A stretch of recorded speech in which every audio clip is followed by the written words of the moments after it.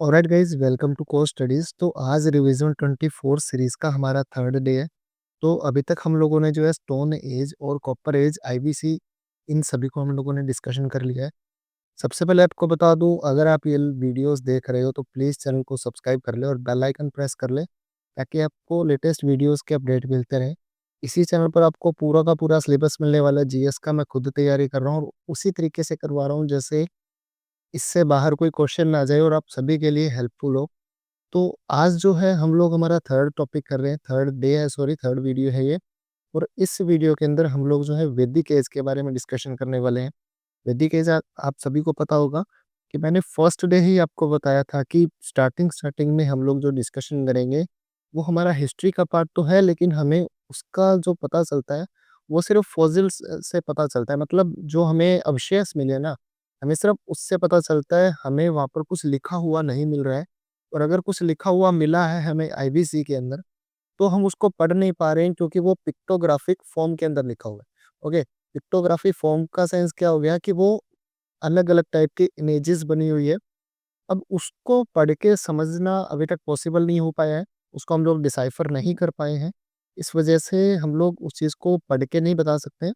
सिर्फ़ उनकी carbon dating के बेसिस के ऊपर हम लोग क्या कह सकते हैं कि ऐसा कुछ होता होगा, ये हम लोग आइडिया लगाते हैं। वो सिर्फ़ एक अज़म्पशन है। एग्ज़ैक्टली जो बात वहाँ पे होती है वो नहीं बोल सकते, लेकिन वैदिक एज जो था वो हमें लिटरली लिखा हुआ मिला है। आप सभी को पता है हमारे 4 वेद हैं। ये जो पूरी इन्फॉर्मेशन है वहीं से निकलेगी। तो सबसे पहले देख लेते हैं, क्योंकि मैंने आपको कल की वीडियो के अंदर भी बताया था कि जैसे ही आप सभी को पता होगा कि यहाँ पर कहीं हमारे जो है वो लोग रहते थे। मतलब कौन रहते थे? आईवीसी यहाँ पर जो है, 1 सेकंड। तो मैं आपको बता रहा था कि जैसे इस एरिया के अंदर ये पाकिस्तान के एरिया है और ये वाला जो हमारा इंडिया का एरिया है, यहाँ पर जो है हमारे आर्यंस, सॉरी आर्यंस नहीं, यहाँ पे वैदिक एज में जो है आईवीसी फ्लोरिश कर रहा था। तो लगभग 1500 बीसी के आसपास क्या हुआ, यहाँ पे टर्की है आपको। टर्की से जो है यहाँ पर आने लगे आर्यंस। आर्यंस 2 साइड गए थे। कुछ लोग गए यहाँ पे यूरोप की तरफ और कुछ लोग यहाँ से घूमते हुए या यहाँ से घूमते हुए कहाँ पर आ गए थे? इंडिया की तरफ आ गए थे। तो इसी वजह से जो है हमारी और यूरोपियंस की लैंग्वेज के कुछ वर्ड्स है वो सिमिलर है। जैसे कि आपको अगर मैं बताऊँ तो एक जो वर्ड है जैसे 7, और हमारा सप्त या सात हम जिसको बोलते हैं, तो वो एक ना राइमिंग वर्ड से लगते हैं, बिल्कुल एक जैसे हैं। जैसे भ्राता और ब्रदर आप ले सकते हो, वो भी बिल्कुल राइमिंग वर्ड्स लगते हैं। तो इस तरीके से ना, मतलब अभी जो है आर्यंस यहाँ पर आ गए थे और मैंने कल की वीडियो के अंदर भी आपको बताया था कि आईवीसी का जो खत्म होने का एक रीज़न था, उसमें एक रीज़न ये भी माना जाता है कि आर्यंस ने इनको खत्म किया। आर्यंस जैसे ही आए तो उन्होंने आईवीसी के साथ, आईवीसी की जो सिविलाइजेशन थी, उसके साथ एक बैटल हुआ, उनका युद्ध हुआ और उसके बाद क्या हुआ, वो धीरे-धीरे खत्म हो गए। और लेकिन ये जो है सबसे कम माने जाने वाली, सबसे लीस्ट अगर एक्सेप्टेड थ्योरी है, क्योंकि कोई बैटल के, वॉर के हमें आईवीसी के पास कोई भी आर्मी नहीं मिली थी, आर्मी के कोई साइंस नहीं है, कोई वहाँ पे फॉसिल्स नहीं है आर्मी के बारे में। तो हम लोग एग्जैक्टली नहीं कह सकते हैं कि उनका जो बैटल हुआ होगा, लेकिन एक एक थ्योरी है जो, एक बस ये बात जो है हमें माननी पड़ती है, लेकिन बहुत ही कम मानी जाती है। कभी भी एग्जाम के अंदर इसके ऊपर क्वेश्चन नहीं आएगा, लेकिन जस्ट फॉर नॉलेज मैं आपको बता रहा हूँ। नेक्स्ट अगर हम लोग देखें तो बाल गंगाधर तिलक ने भी ये कहा है। उनकी एक बुक है बाल गंगाधर तिलक, आप सभी लोग जानते होंगे। उनकी एक बुक है, बुक का नाम क्या है? Arctic home to Vedas. Arctic home to Vedas. Okay, ये उनकी बुक है। बुक का रेफरेंस मैं इसलिए ले रहा हूँ क्योंकि ये नहीं है कि आज ही हम लोग बोल रहे हैं। इंडो आर्यंस या ये जो नॉर्थ इंडिया के जितने भी लोग हैं ना, बेसिकली उनको इंडो आर्यंस बोलते हैं। हम लोग आर्यंस हैं। इनफैक्ट मैं खुद नॉर्थ इंडिया से हूँ। आप सभी लोग मोस्टली जो वीडियो देख रहे हैं, होप नॉर्थ इंडिया से हो। तो सभी जो इंडो आर्यंस हैं उनको इस वजह से बोलते हैं क्योंकि ये लोग टर्की से आए थे और हमारे और उनके कुछ जो है सिमिलैरिटीज भी है। मैंने आपको बताया कि यूरोपियन लैंग्वेज के अंदर जो है हमारे वर्ड्स मैच करते हैं, जैसे ब्रदर और भ्राता, सेवन और सब, इस टाइप से और भी बहुत सारे वर्ड्स हैं। और बेसिकली अगर हम इससे ज़्यादा अगर देखना चाहें कि हमें हमारे बीच में क्या सिमिलर है, तो एक आर्यन इंस्क्रिप्शन है, मतलब आर्यंस की सॉरी टर्की इंस्क्रिप्शन है एक जिसका नाम है बोगासकाई। ओके, बोगासकाई के अंदर कुछ ऐसे देवी देवताओं के नाम हैं जो कि हमारे वेदों के अंदर भी है। ओके, मतलब आप किस तरीके से लेके जा सकते हो मैं आपको पूरा बताऊं तो टर्की यहाँ की एक जो है इंस्क्रिप्शंस है,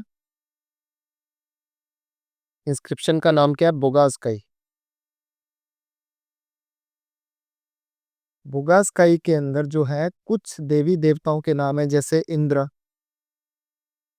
जो हमारे भी देवी देवताओं के राजा जिनको हम लोग मानते हैं उनका नाम है, या उसके अलावा वरुण का नाम उसके अंदर है।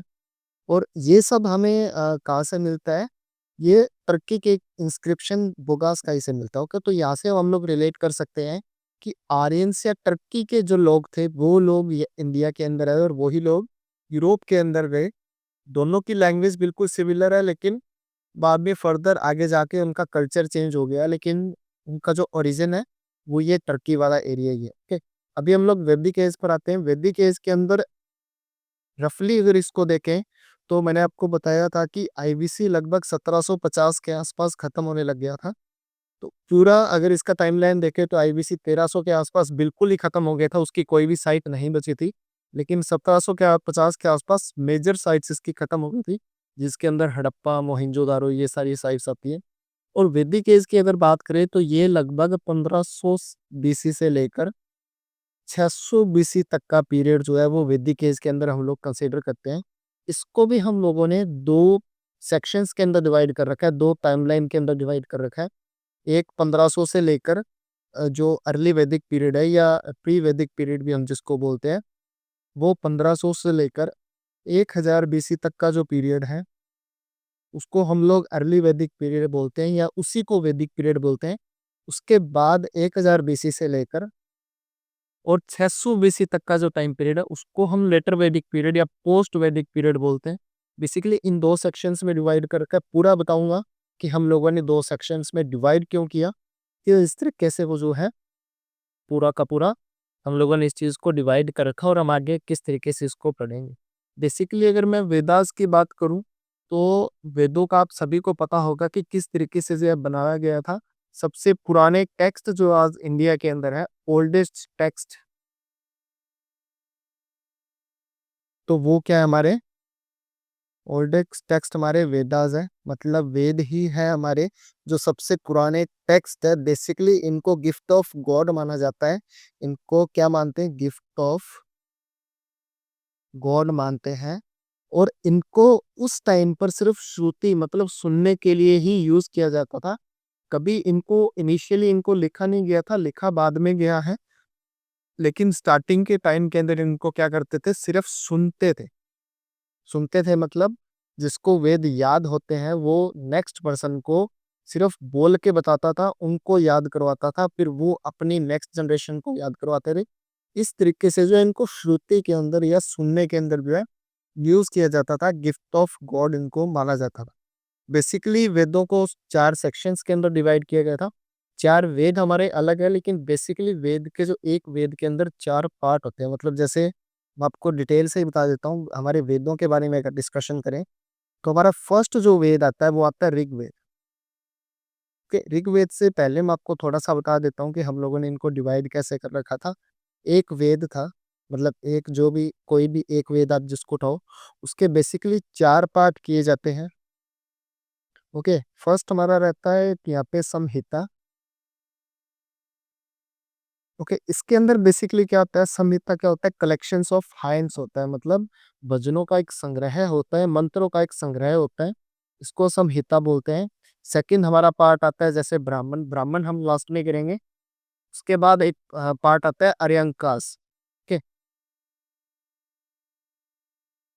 अरंकास बेसिकली क्या होता है, अरंकास का मीनिंग होता है हर्मिट्स, या जब आप जंगल के अंदर रहते हैं तो उस टाइम पर आपको क्या रिचुअल्स करने हैं, क्या आपकी जो रूल्स रहेंगे जब आप जंगल में रहते हो। अब जंगल में कौन रहेगा, स्टूडेंट रहेगा, क्योंकि वो उस टाइम पर अपनी जो है शिक्षा ग्रहण करने के लिए जो स्कूल्स के अंदर जाते थे, जिन पाठशालाओं के अंदर जाते थे, तो वो कहाँ पर होती थी, जंगल में होती। तो उस टाइम पर क्या रिचुअल्स होते थे, उनको उस वेद के एक अलग सेक्शन के अंदर डिवाइड कर रखा है। मतलब एक किसी पर्टिकुलर वेद को 4 सेक्शंस के अंदर डिवाइड कर रखा है। एक हमारा संहिता एक सेक्शन है जिसके अंदर भजन लिखे हुए हैं, इसी को सुक्ता भी बोलते हैं। ओके। एक अर्यंकास एक सेक्शन है जिसके अंदर आप उन रिचुअल्स के बारे में डिस्कशन करते हैं जो आप जंगल में रहते हुए परफॉर्म करोगे। एक हमारा सेक्शन होता है वेदांत और उपनिषद या ब्राह्मण, आप यहाँ पर लेके चल सकते हो। एक हमारा सेक्शन है ब्राह्मण। ब्राह्मण के अंदर बेसिकली वो रीति रिवाज लिखे हुए हैं, वो कंडीशंस लिखी हुई है, जो कोई सेक्रीफाइस करते टाइम या जो पूजा पाठ करते टाइम आप जिन रीति रिवाजों का यूज करोगे उनके बारे में लिखा गया है। या जो सेक्रीफाइसेस थे उनके बारे में लिखा गया है। और उसके बाद एक और सेक्शन हमारा जो बाद में बना है, जो बेसिकली अगर आप देखो तो जिनको वेदांत बोलते हैं या उपनिषद जिनको बोलते हैं हम लोग। उपनिषद हमारे क्या होते हैं या इन्हीं को हम वेदांत बोलते हैं।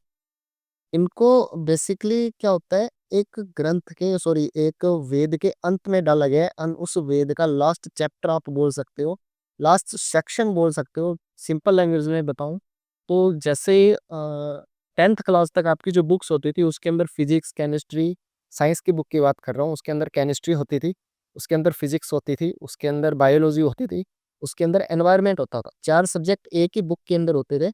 वो 4 सेक्शंस होते थे उस एक बुक के। सेम ऐसे किसी एक वेद के 4 सेक्शंस होते हैं, संहिता, अर्यंकास, ब्राह्मण और उपनिषद। पहले जो था ब्राह्मण बिल्कुल लास्ट होता था। उसके बाद जैसे जैसे ब्राह्मण्स के पास जैसे पावर आई। अब ब्राह्मण साहब 2 तरीके से लेके जा सकते हो कि एक तो यहाँ पर जो कंडीशंस थी ये सारी की सारी, वो कौन फॉलो कर सकता था, जो रिच कैटेगरी के जो अमीर लोग थे। और ये सब करवाता कौन था, प्रिंस जो सॉरी प्रीस्ट जो होते थे या जो पंडित होते थे, राजपुरोहित होते थे, वो लोग करवाते थे। तो इसका जो है नीची जाति वाले जो लोग इसको नहीं करवा सकते थे उन वो विरोध करने लगे। तो बाद में हमारे वेदों से क्या निकले, उपनिषद निकले या वेदांत निकले। इन वेदांतों के अंदर क्या होता है या उपनिषद के अंदर क्या होता है, वो रिचुअल्स होते हैं जो कोई भी व्यक्ति करवा सकता है। ओके, इस तरीके से जो है आप सभी को पता होगा कि हमारे वेदों के अंदर कुछ ऐसी कमियां थी या उनको बाद में कमियों की तरह दिखाया गया। मतलब जो वर्ण सिस्टम था हमारा, उस वजह से क्या होने लगा, हमारे अंदर से लोग अलग होने लगे। बाद में वे अलग धर्म बनने लगा, जैसे जैनिज्म बना, बुद्धिज्म बना, या फर्दर आगे चल के सिखिज्म बना। तो हमसे अलग हुए क्योंकि उनको यहाँ पर कोई कमियां लग रही थी और वहां पर वो बिल्कुल न्यूट्रल होके जा रहे थे। तो उन कमियों को दूर करने के लिए उपनिषद बनाए गए। फर्दर वो काम कितना किया कितने नहीं किया हम उसके ऊपर डिस्कशन नहीं करेंगे, लेकिन इस तरीके से जो है इसको डिवाइड किया गया। अब एक और वर्ड आता है, ये तो मैंने आपको बताया कि वेदांत, यहाँ से तो आपको समझ आ रहा होगा कि वेदों का अंत यहाँ पर हो रहा है। इससे पहले जब तक ये सेक्शन नहीं था हमारा फोर्थ सेक्शन, तब तक ब्राह्मण्स जो थे वो सबसे लास्ट में थे। अब वेदांत या उपनिषद सबसे लास्ट में, उससे ऊपर निषेध है, मतलब उससे ऊपर ब्राह्मण्स हैं। और इसके बाद अब हम वेदों पर आ जाते हैं। तो वेदों की बात करें तो सबसे पहला हमारा वेद आता है ऋग्वेद। सबसे पुराना वेद है, आप सभी को पता है, सबसे बड़ा भी यही है। इसके बारे में अगर हम लोग डिस्कशन करते हैं तो लगभग 1500 बीसी के आसपास इसको जो है बनाया गया था, बेसिकली सुनाया गया था 1500 बीसी के आसपास। इसके अंदर होता क्या है, अलग अलग देवी देवताओं के जो है मंत्र दिए गए हैं। बेसिकली ऋग्वेद की बात करें तो सबसे पुराना सबसे बड़ा है। इसके अंदर 2 से 7 मंडल तक, मैं आपको दोबारा यहाँ पे बताता हूँ। इसके अंदर 10 मंडल टोटल हैं। इस बुक को 10 सेक्शंस के अंदर डिवाइड किया गया है। 10 मंडल उस बुक के अंदर, सॉरी 10 मंडल है उसके अंदर, और 1028 हाइम्स है, मतलब 1028 मंत्र या भजन आप इस तरीके से लेके चल सकते हो। इसमें से 2 से 7 तक मैंने यहाँ पे 2 and 7 लिखा हुआ है। 2 से 7 तक जो मंडल थे वो सबसे पहले बने थे। बाकी जो बच गए फर्स्ट मंडल, 8th 9th और 10th, ये मंडल जो है बाद में जनरेट किए गए हैं, बाद में बनाए गए हैं, लेकिन सबसे पहले जो है यही मंडल बने थे। और इसी में से 7th मंडल जो है वो इम्पोर्टेंट हो जाता है, क्योंकि 7th मंडल के अंदर बैटल्स ऑफ 10 किंग्स या इसको 10 राजन युद्ध कहा जाता है। 10 राजन युद्ध जो है वो इसके अंदर डिस्क्राइब है। आई होप आपको थोड़ा-सा बाहर का साउंड आ रहा होगा। साथ वाले घर के अंदर थोड़ा-सा कंस्ट्रक्शन का काम चल रहा है, उस वजह से तो प्लीज़ आप सपोर्ट कीजिए इस चीज़ को लेकर। इस बैटल के अंदर बेसिकली क्या था, एक साइड तो 10 राजा थे अलग-अलग क्लैन्स के, जो कि एक अपना ग्रुप बना के लड़ाई कर रहे थे। किसके साथ? सुदासा और भारत के साथ लड़ाई कर रहे थे, जिसके ऊपर फर्दर जाके हमारे देश का नाम भारत पड़ा है। और इस युद्ध के अंदर जो है, सुदासा या भारत जो सिंगल साइडेड था, उनकी जीत हुई थी। कहाँ पर हुआ था ये रुद इस युद्ध कहाँ पर हुआ था, ये थोड़ा-सा इम्पोर्टेंट हो जाता है। रावी नदी या उस टाइम पर जो पुरुषनी नदी थी,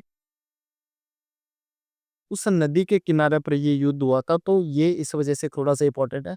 इंडिया के आप ये बोल सकते हो कि ये पंजाब, कुरुक्षेत्र ये वाला जो रीजन था, यहाँ पर कहीं न कहीं ये बैटल हुआ था पंजाब के आस-पास, पंजाब से बिल्कुल नीचे की साइड पे, इस वजह से इम्पोर्टेंट हो जाता है। जो दिल्ली के आस-पास वाला रीजन है, वहाँ पर आप लेके जा सकते हैं। यमुना से ऊपर जाके पंजाब और वहाँ पर कहीं ये युद्ध दिया था। तो इस तरीके से आप इस चीज़ को रिलेट कर सकते हैं। नेक्स्ट इसके अंदर जो है अलग-अलग अ राइम्स बने हुए हैं, मैंने आपको बताया हाइम्स होते हैं, सॉरी, जितने भी हाइम्स होते हैं ऋग्वेद के अंदर, उनको जो रिसाइट करता है, उनको जो बोलता है, उनको जो गाता है, उनको गाने वाले को क्या बोलते हैं?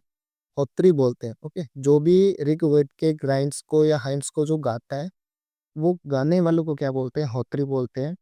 ये सबसे ओल्डेस्ट और इम्पोर्टेंट वेद है।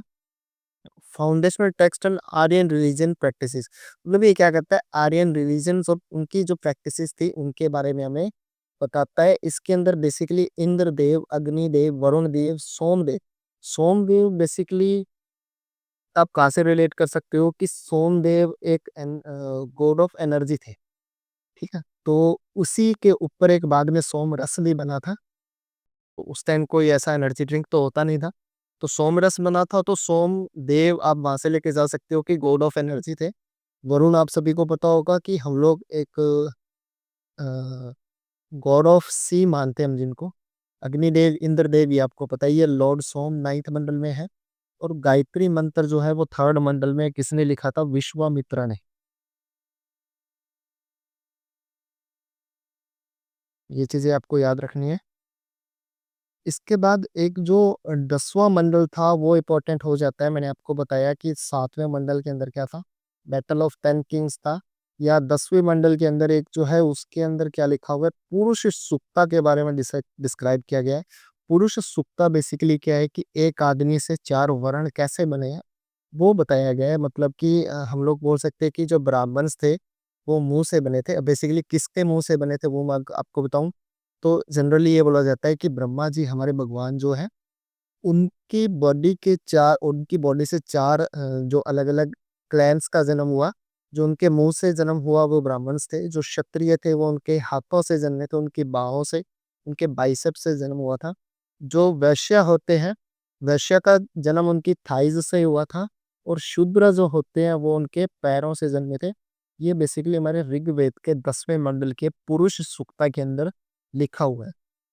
नेक्स्ट वेद की बात करते हैं। नेक्स्ट वेद हमारा कौन-सा होता है? यजुर्वेद। ये लगभग 1200 बीसी के आसपास लिखा गया था। इसको बेसिकली 2 सेक्शंस में डिवाइड किया गया है। यजुर्वेद का बेसिक मीनिंग अगर अगर आपको बताऊँ तो ये क्या करता है? रिचुअल्स बताता है। रिचुअल्स मतलब ऋग्वेद के अंदर जो हाइम्स है, जो मंत्र है, या जो जितने भी उसके अंदर भजन लिखे हुए हैं, उनको किस तरीके से परफॉर्म करना है। आपको कोई यज्ञ करवाना है, आपको कोई पूजा करनी है, तो उसके जो रिचुअल्स हैं, वो कहाँ पर है? वो यजुर्वेद के अंदर लिखे हुए हैं। बेसिकली इसको 2 सेक्शंस में डिवाइड किया गया है। एक शुक्ल यजुर्वेद और एक कृष्ण यजुर्वेद। 2 सेक्शंस के अंदर डिवाइड किया गया है। इससे आगे उसमें कुछ भी सोचने वाला नहीं है। इसमें बहुत सारे फ़ॉर्मूलाज़ लिखे हुए हैं, जो कि क्या करते हैं, हमें रिचुअल्स के बारे में बताएँगे। और इसका बेसिकली जो पार्ट है वो जितने भी सेरेमनीज़ होती है मैंने आपको बताया, इससे ज़्यादा यजुर्वेद के अंदर कुछ भी पढ़ने वाला नहीं है। सामवेद की बात करें तो सामवेद बेसिकली म्यूज़िक के ऊपर डिपेंडेड है। फर्स्ट म्यूज़िकल टेक्स्ट अगर आप किसी को बोलो तो वो इसी को बोल सकते हैं। इसके अंदर लगभग 1875 वर्सेज़ है। वर्सेज़ का मतलब क्या हो गया कि आप जब एक पोएम बोलते हो तो जनरली जो 2 लाइन्स जो सिमिलरली साउंड करती है, जो राइम्स होती है, उनको हम लोग वर्सेस बोलते हैं, जिनको हिंदी लैंग्वेज में दोहे बोल सकते हैं अपन। दोहे जो होते हैं वो 1875 वर्सेज है, इनको जो है अलग-अलग जो है बोलने का तरीका जो है वो एक म्यूज़िक के हिसाब से वो इसके अंदर बताया गया है, एक म्यूज़िकल फ़ॉर्म के अंदर दिया गया है। तो और लास्ट हमारा आता है अथर्ववेद, ये बेसिकली क्या है, ये मैजिकल आप वेद बोल सकते हो। ओके, मैजिकल का मतलब इसमें जादू टोना है। बिल्कुल इसके अंदर अगर आप देखो तो एविल स्पिरिट, भूत-प्रेत, जिनको जनरली आजकल एस्ट्रोलॉजर्स यूज़ करते हैं, उस तरीके का जो जितनी भी डिटेल्स है वो इसके अंदर है। इसके अंदर लगभग 731 साइंस है और इसको 20 अलग-अलग सेक्शंस में डिवाइड किया गया है।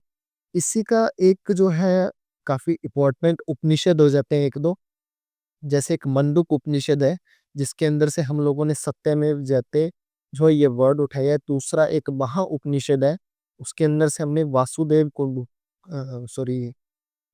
कुटुंबकम ये जो वर्ड उठाया है। तो ये वाला वर्ड अभी आपको पता होगा कि हम लोगों ने कहाँ पर यूज़ किया था, अभी G20 पे जो समिट हुआ था, उसके अंदर हम लोगों ने उसका जो मेन थीम था, वो क्या था, वासुदेव कुटुंबकम। ये मैंने आपको चारों वेद बता दिए। अभी मैं आपको दोनों वैदिक पीरियड्स के बारे में बता देता हूँ। सबसे पहले अगर हम लोग बात करते हैं वैदिक पीरियड की या अर्ली वैदिक पीरियड की, जितना भी जो हमारा फर्स्ट सेक्शन था, ये हमारा 1500 से लेकर 1000 बीसी तक का टाइम पीरियड है। अगर इस टाइम की पॉलिटी की बात करें, पॉलिटी से पहले मैं आपको यहाँ के जो है पुराने नाम बता देता हूँ, मतलब ओल्ड नेम्स जितने भी इस रीजन के जो पुराने नाम हैं। जैसे हिमालय को उस टाइम पर क्या कहा जाता था, हिमवंता कहा जाता था। हिंदू कुश पर्वत जो है आपको पता होगा, उसको मुंजावत कहा जाता था। उस टाइम पर जो सिंधु नदी है, या जो इंडस आज जिसको हम लोग बोलते हैं, उसको सिंधु नदी कहा जाता था, आज भी सिंधु कहते हैं। झेलम नदी को वितास्ता कहा जाता था। चिनाब को अस्किनी, रावी को पुरुषिनी, ब्यास को बिपाशा, सतलज नदी को सुतुद्री और सरस्वती नदी को सरस्वती कहा जाता था। और बेसिकली इन 7 नदियों को मिलाकर सप्त सिंधु कहा जाता था, या लैंड ऑफ 7 रिवर्स आप कह सकते हो। जैसे आज पंजाब को हम लोग क्या बोलते हैं, land of 5 reverse.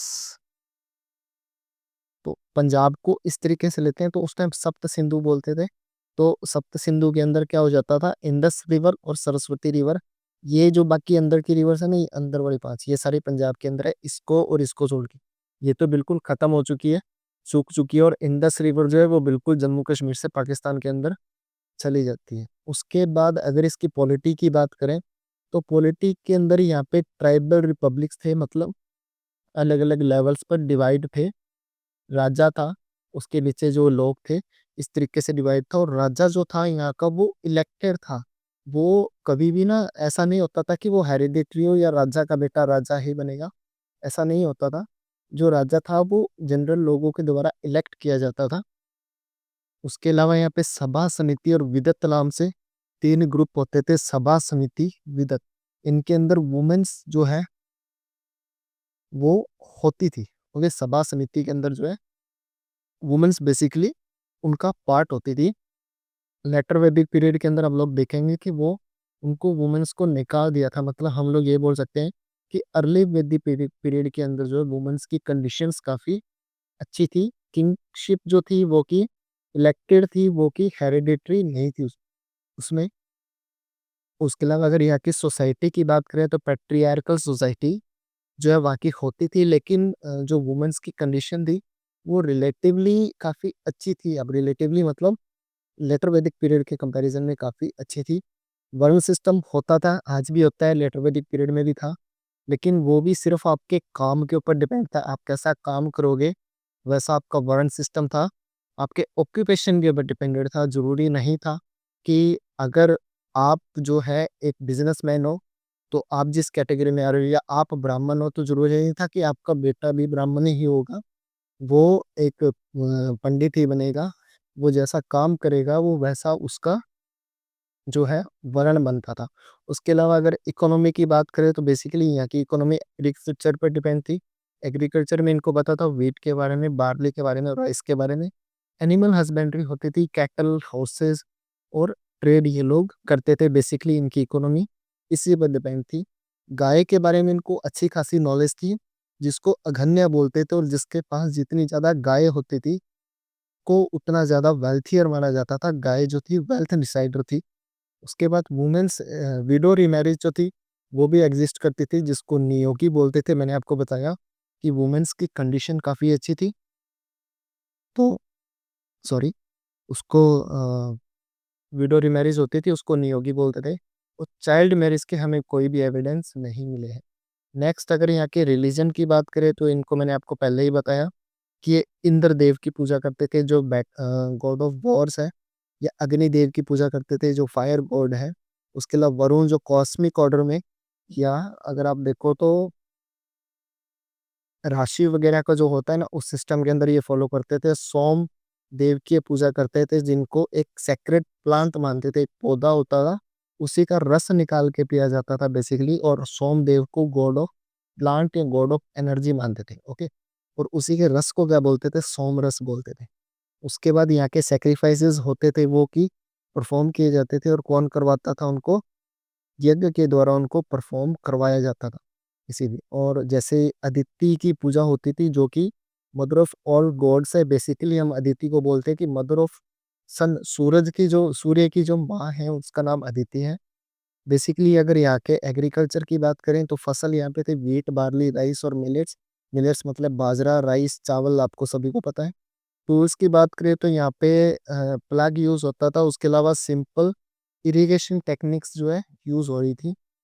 Red ware और ब्लैक एंड रेड वेयर मतलब पोर्ट्रे की बात करें तो यहाँ पे एक तो रेड थी और ब्लैक और रेड थी, ओके। ये दो का कॉम्बिनेशन था।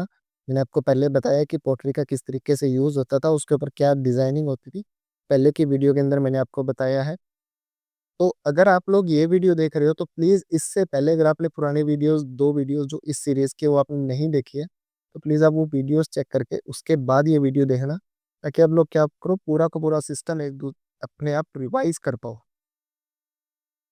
ओके, उसके बाद जब लेटर वैदिक पीरियड की बात करते हैं तो ये वाला पीरियड भी उसी की तरह काफ़ी इंपॉर्टेंट हो जाता है। पॉलिटी की बात करें तो यहाँ पे बिल्कुल मोनार्की की तरफ हम लोग शिफ्ट हो गए थे, मतलब राजा का बेटा राजा ही बनेगा, इस तरीके से हम लोग फॉलो करने लगे थे। अर्ली वैदिक पीरियड या वैदिक पीरियड के अंदर क्या था कि राजा का बेटा राजा नहीं बनेगा, वो इलेक्शन के द्वारा चूज हो गया आएगा।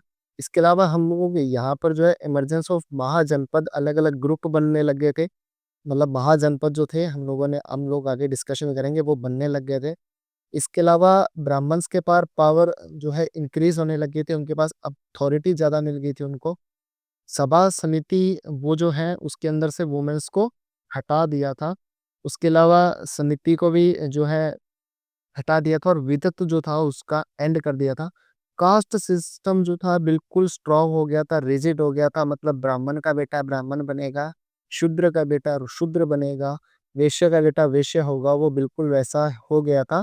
और बर्थ बेस्ड ग्रुप्स जो है होने लग गया था।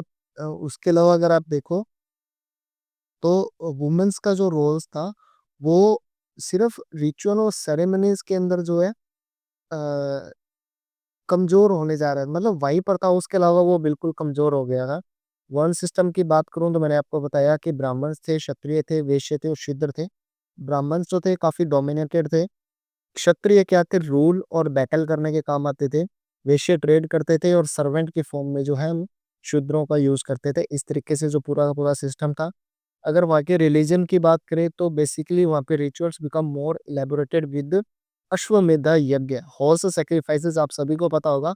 आपने इतना तो देखा ही होगा कि अश्वमेध यज्ञ जो होता था उसके अंदर एक राजा अपने घोड़े पूजा के साथ जैसे यज्ञ शुरू करता था, तो एक अपना घोड़ा जो है खुला छोड़ देता था। वो घोड़ा जहां तक जाता वो वहां तक जा सकता था। जब उस घोड़े को कोई पकड़ता था, मतलब किसी और के राज्य के अंदर अगर वो घोड़ा जाता है, वहां का राजा है, अगर वहां की सेना उस घोड़े को पकड़ लेती थी, तो उसकी दो कंडीशंस होती थी कि अगर आपने पकड़ा है तो आपको युद्ध करना पड़ेगा, और अगर आप नहीं पकड़ते हो तो आप उस जिस राजा का वो घोड़ा है उसके अंडर में अ, आप काम करोगे, ओके।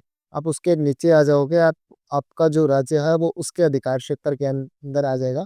इस तरीके से जो अश्वमेध यज्ञ जो है काम करता था बेसिकली।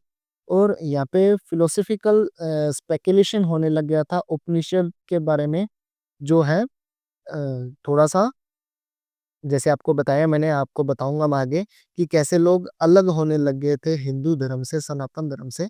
तो इस वज़ह से उपनिषद को जो है बढ़ाने के या उनको लिखने का, उनके बारे में सोचने का जो है विचार आने लग गया था। कल्टीवेशन राइस और अदर केरल्स का जो है कल्टीवेशन बढ़ने लग गया था। बिल्कुल यहाँ पे खेती-बाड़ी बढ़ने लगी थी। पेंटिंग जो थी वो ग्रे वेयर पेंटिंग होने लग गई थी और उसके साथ आयरन के बारे में इनको जो है अच्छी खासी नॉलेज हो गई थी लेटर पीरियड के अंदर। और आयरन को ही क्या बोलते थे यहाँ पे?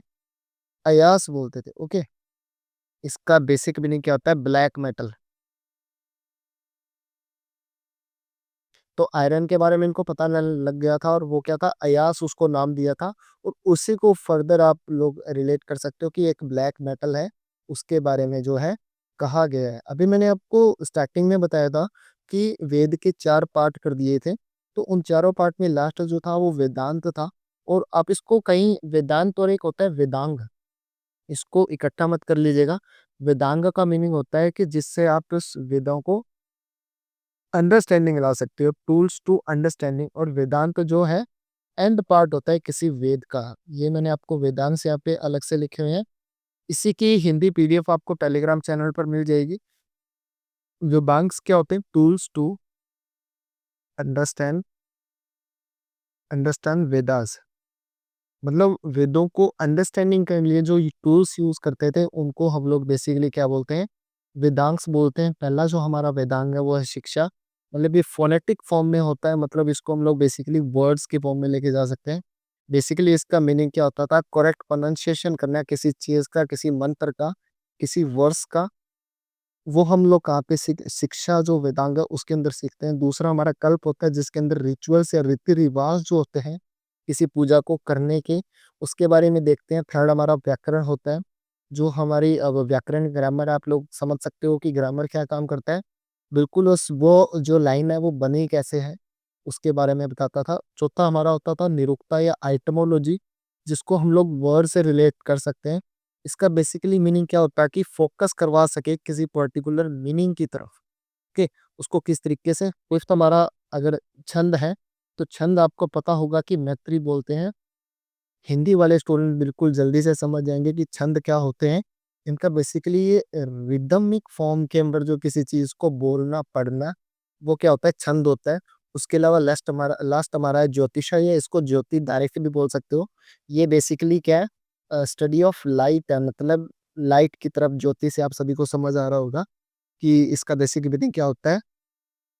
इनको इन्फ्लुएंस करना, इन जो इनर रिचुअल्स है उसके को टुवर्ड्स से उसको इन्फ्लुएंस करना, ये इनके बेसिकली वेदांश होते हैं। अगर हम लोग इसके बाद अगर थोड़ा सा देखें, आई होप ये कंप्लीट हो गया है।